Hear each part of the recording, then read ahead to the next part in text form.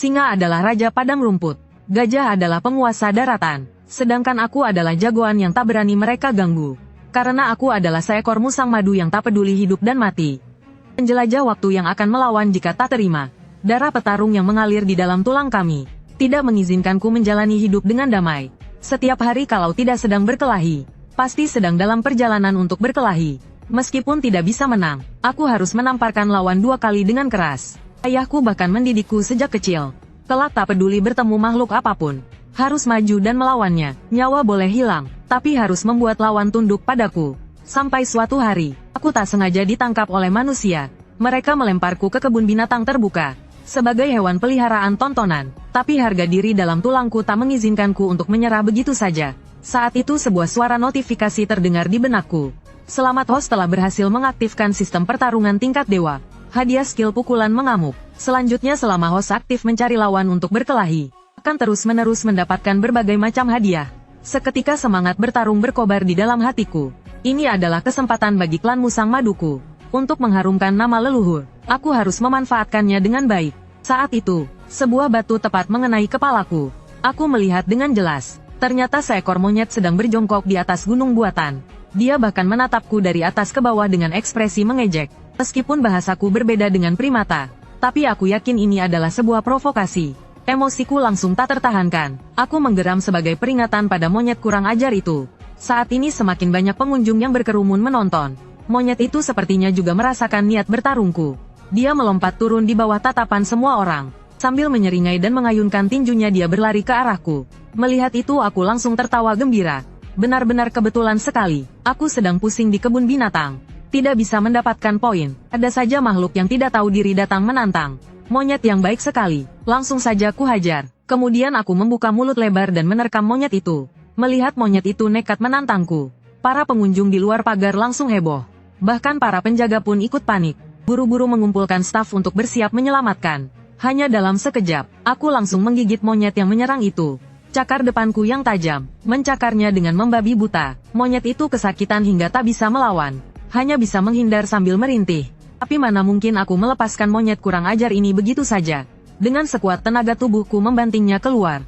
Seluruh tubuh monyet itu pun terlempar, menabrak pagar dan tidak bergerak lagi. Saat itu para pengunjung bersorak dengan meriah. Dibandingkan melihat hewan Afrika, mereka jelas lebih suka pertarungan seru seperti ini. Tentu saja aku tidak membunuh monyet ini. Karena aku hanya suka bertarung, tidak haus darah seperti karnivora lainnya. Ini juga membuat para penjaga kebun binatang yang terus memantau situasi merasa lega. Mengalahkan makaka Asia ini membuatku mendapatkan 10 poin. Ku ingin menukar pil penguat junior seharga 100 poin. Jelas tidak cukup, jadi aku mengalihkan targetku kepada pemimpin babun di kandang sebelah. Dia sepertinya juga merasakan tatapan jahatku. Dia malah berteriak padaku karena ada pagar di sekelilingnya. Seolah-olah mengejekku tidak bisa membuka kawat itu. Melihat itu adrenalin dalam tubuhku kembali naik. Tanpa pikir panjang aku langsung menggigit kawat itu. Saat ini babun itu meskipun sedikit takut, tapi melihatku berusaha sekuat tenaga, tetap tidak bisa menggigit putus kawat itu. Dia bukan hanya tertawa terbahak-bahak mengejek, bahkan di depan para pengunjung. Dia memamerkan pantatnya padaku sambil bergoyang. Ini membuatku makin marah. Aku mengulurkan tangan melewati pagar kawat untuk menangkap babun itu. Tapi sepertinya dia sudah menduganya dan langsung lari sebelum tanganku sampai. Babun itu menghindari seranganku. Lalu suara ejekannya terdengar semakin kencang. Saat itu bukan hanya aku. Para pengunjung di sekitar pun ikut geram melihatnya. Rasanya tingkah babun itu benar-benar minta digebuk. Saat ini aku sama sekali tak peduli dengan omongan para pengunjung. Tiba-tiba aku terpikir, kalau spesiesku musang madu punya bakat menggali lubang. Aku menatap babun di seberang dengan wajahnya yang menyebalkan. Ku bilang dalam hati, dasar kau kribo sialan. Bersiaplah menerima amarah dari abang ratelmu ini. Setelah itu, ku mulai menggali tanah dengan membabi buta di hadapan semua orang. Harus kuakui, spesies musang madu memang jagonya menggali. Dalam sekejap aku sudah masuk ke dalam lubang dan menghilang tanpa jejak. Melihat itu para pengunjung mulai bersorak gembira. Melihat babun yang tercengang di sisi lain kandang, semua orang tertawa sangat riang. Sebenarnya babun itu juga tidak menyangka. Dia hanya melihatku memukuli kera tadi, lalu berniat mengejekku, hanya untuk menghibur si kera. Cuma karena masalah sepele itu, kenapa aku jadi mengincarnya, bahkan sengaja menggali lubang untuk menghajarnya. Ini kan gak perlu sampai segitunya. Babun ini rupanya sudah banyak pengalaman. Dia tahu betul kalau kami para musang madu suka bertarung dan pendendam. Memikirkan hal itu dia pun bergidik ngeri. Tapi tidak lama kemudian, dia tiba-tiba tersenyum sinis. Karena di kandang ini bukan hanya ada dia seekor babun. Di belakangnya ada segerombolan anak buah babun. Tak lama kemudian, sekawanan anak buah babun atas panggilan pemimpin mereka, berkumpul bersama, bersiap memberiku pukulan telak begitu aku muncul. Namun, para pengunjung di luar pagar yang melihatnya sontak menjadi khawatir. Mereka pikir akan melihat kebangkitan si luwak madu kecil. Padahal mereka tidak tahu aku akan mati konyol sebelum misiku berhasil. Bahkan ada beberapa anak kecil yang mulai mencari bantuan dari pawang hewan. Tapi tidak peduli bagaimana orang-orang menakuti para babun. Mereka yang sudah berkumpul dalam jumlah besar tidak mundur sedikit pun. Bahkan saat berhadapan dengan petugas kebun binatang, mereka mengabaikan bentakannya dan terus mengeluarkan suara peringatan. Tapi tepat saat para babun sedikit lengah, sesosok bayangan abu-abu putih melesat keluar. Sesaat kemudian pandangan pemimpin babun menjadi gelap. Rasa sakit yang menusuk menjalar dari wajahnya. Para babun adalah hewan yang hidup berkelompok. Jadi meskipun berada di padang rumput Afrika, mereka sama sekali tidak bisa diremehkan. Saat ini aku sendirian menghadapi puluhan babun. Kalau dibilang hatiku tidak panik, itu benar-benar omong kosong. Tapi para pengunjung yang bersemangat di sekitar, tidak bisa melihat keteganganku saat ini. Tetap memuji keberanianku setinggi langit.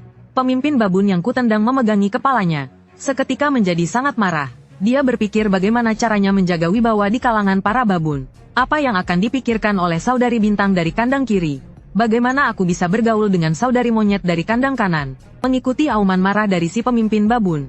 Babun-babun bawahannya yang lain langsung menyerbuku secara serentak. Meskipun para babun bawahan sedikit takut padaku, tapi mereka tidak berani menentang perintah pemimpinnya. Lagi pula jumlah mereka di sini jauh lebih banyak.